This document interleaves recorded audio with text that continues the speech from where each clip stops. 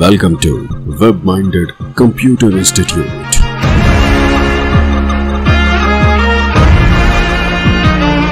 Then like, subscribe and share. Hardware जो हमारे पास available है वो है कीबोर्ड के रूप में। कीबोर्ड जैसे कि हमने पहले भी जानकारी दी, कीबोर्ड एक इनपुट डिवाइस है जिसके साथ आप कंप्यूटर को टाइप करके कमांड्स दे सकते हैं। इसमें कीबोर्ड कई प्रकार के अवेलेबल हैं, जैसे कि सबसे पहले हमारे पास अवेलेबल है PS2। जैसे हमने मदरबोर्ड की नॉलेज लेते समय हमने PS2 पोर्ट्स देखे थे, तो कीबोर्ड के साथ यहाँ पे PS2 कनेक्टर्स होते हैं। इन कनेक्टर्स को आप PS2 पोर्ट में लगाते हैं जिससे कि आपका कीबोर्ड मदरबोर्ड के साथ जुड़ जाता है। यहाँ ये ध्यान रखने वाली बात है कि जो PS2 कीबोर्ड है उनका कनेक्टर का और जो पोर्ट का कलर होता है वो पर्पल होता है।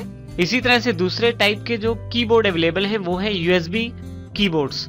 USB कीबोर्ड में PS2 कनेक्टर के बजाय USB कनेक्टर दिया जाता है, जिसको आप चाहें तो कैबिनेट के फ्रंट पैनल में और चाहें तो कैबिनेट के पीछे मदरबोर्ड के साथ USB पोर्ट्स में लगा सकते हैं। ये कनेक्टर कुछ इस तरीके के दिखाई देते हैं और आप इस USB पोर्ट्स में इन्हें लगा सकते हैं। खास बात यह है कि आप कोई भी USB पोर्ट इस्तेमाल कर सकते हैं USB कीबोर्ड को लगाते समय। तीसरे प्रकार के हमारे पास कीबोर्ड अवेलेबल रहते हैं वायरलेस कीबोर्ड। वायरलेस कीबोर्ड्स में आपको वायर्स की जरूरत नहीं रहती। इसमें वायरलेस कीबोर्ड के साथ एक डोंगल अवेलेबल रहती है। इस डोंगल को आपको कंप्यूटर के साथ लगाना होता है USB पोर्ट में, और आपका कीबोर्ड आपके कंप्यूटर से इस डोंगल के साथ कनेक्ट करके काम करना शुरू कर देता है। इस प्रकार से इन कीबोर्ड्स का इस्तेमाल आप कर सकते हैं कंप्यूटर में। नेक्स्ट कंपोनेंट हमारे पास माउस है। माउस जो कि एक इनपुट डिवाइस है, इसको भी आप अपने CPU के साथ कनेक्ट कर सकते हैं। इसमें खास बात यह है कि ये कमांड्स देने के लिए अपने कर्सर या पॉइंटर का प्रयोग करता है। इसमें यदि आप देखें तो तीन तरह के माउस हमारे पास अवेलेबल हैं। सबसे पहले PS2 में सबसे पहले हमारे पास यहाँ पे हरे रंग के कनेक्टर्स होते हैं और बिल्कुल हरे रंग का ही पोर्ट अवेलेबल रहता है आपके मदरबोर्ड के बैक साइड पे। आप ये जो PS2 माउस होते हैं ये केबल बेस्ड माउस होते हैं, इनको आप मदरबोर्ड के साथ अटैच करके प्रयोग कर सकते हैं। दूसरे प्रकार के जो माउस होते हैं वो है USB माउस। USB माउस में PS2 कनेक्टर के बजाय एक USB कनेक्टर दिया जाता है, जिसको आप USB पोर्ट्स में लगा के प्रयोग कर सकते हैं। इसमें आप किसी भी USB पोर्ट का प्रयोग कर सकते हैं अपने माउस को कनेक्ट करने के लिए। तीसरी तरह के जो माउस हमारे पास अवेलेबल है वो है वायरलेस माउस। वायरलेस माउस की खास बात ये होती है कि इनमें किसी भी केबल की आवश्यकता नहीं होती। इसमें वायरलेस माउस के साथ आपको एक डोंगल मिलती है। वो डोंगल आप अपने CPU में USB पोर्ट में लगा के माउस को अपने कंप्यूटर के साथ कनेक्ट कर सकते हैं, जिससे वायरलेस माउस बिना तार के आपके कंप्यूटर से कनेक्ट हो जाता है और कार्य करने लगता है। नेक्स्ट हमारे पास एक और उपयोगी कंपोनेंट है जो कंप्यूटर असेंबल करते समय चाहिए, वो है DVD राइटर।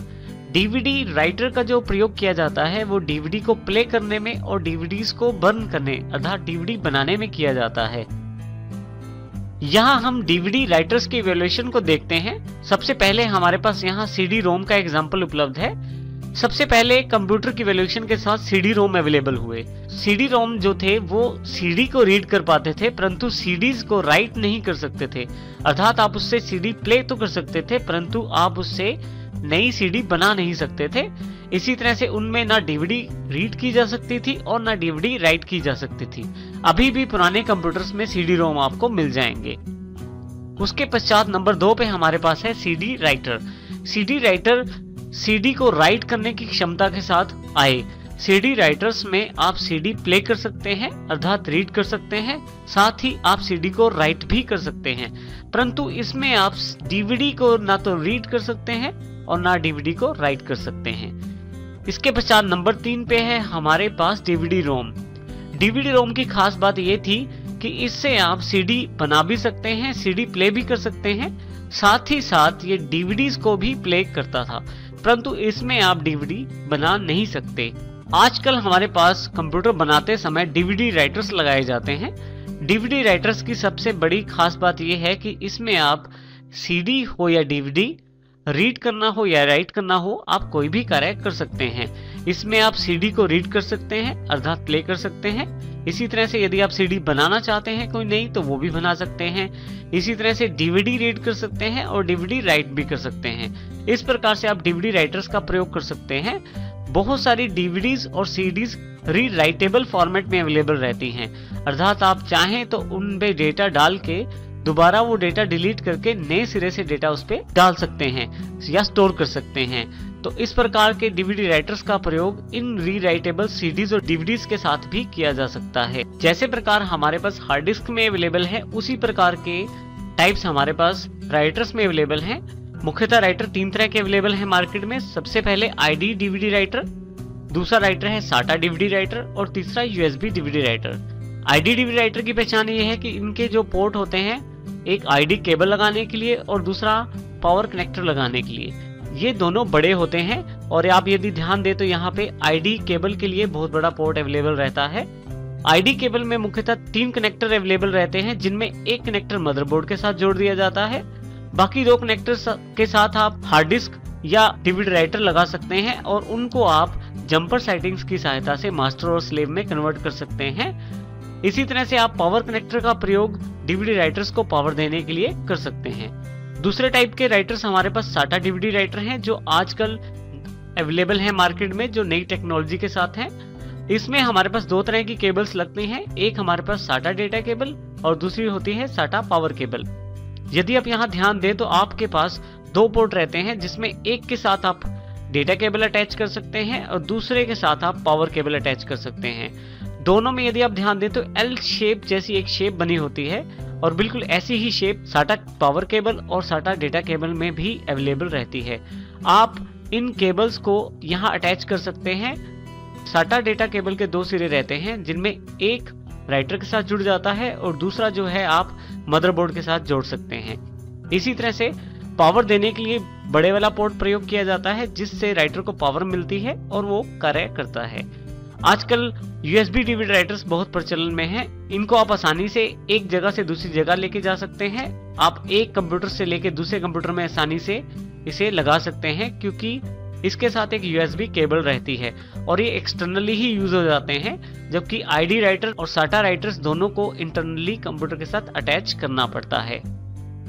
सबसे अंत में हमारे पास आउटपुट डिवाइसेस अवेलेबल हैं, मॉनिटर्स, जो वीडीयू के नाम से भी जाने जाते हैं, जिसका पूरा मतलब है विजुअल डिस्प्ले यूनिट।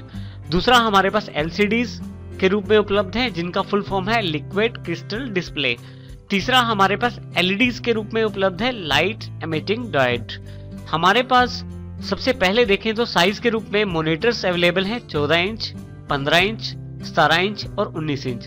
परंतु मॉनिटर की बिजली ज्यादा खपत करने के कारण और दूसरा जगह ज्यादा घेरने के कारण इसका जो प्रयोग है अब कम हो गया है और अब काफी सारी कंपनियों ने इसकी मैन्युफैक्चरिंग बंद कर दी है। इसके स्थान पे हमारे पास एलसीडीज और एलईडीज अवेलेबल हो गई हैं। एलसीडी जो 15.6 से लेके 22 इंच के साइज में अवेलेबल है। एलसीडी की सबसे बड़ी खासियत है इसका पावर का बहुत कम कंजम्पशन। इसी की तरह से थर्ड जो डिवाइस हमारे पास अवेलेबल है एलईडीज के रूप में, जो बहुत ही कम बिजली के साथ बहुत ही साफ पिक्चर क्वालिटी प्रदान करती है। जब भी हम घर के लिए कंप्यूटर बनाते हैं तो हम एक मीडियम साइज की एलईडी या एलसीडी चाहते हैं, जो 21 इंच के रूप में बिल्कुल सही रहती है। परंतु यदि आप चाहें तो अपने स्थान और रिक्वायरमेंट के अकॉर्डिंग साइज का चुनाव कर सकते हैं। इस प्रकार से अभी तक हमने जितने भी कंपोनेंट की जानकारी ली है वो सभी हमारे कंप्यूटर असेंबलिंग में इम्पोर्टेंट स्थान रखते हैं और इनका चुनाव हम इनकी क्वालिटी और साइज और रिक्वायरमेंट के अकॉर्डिंग कर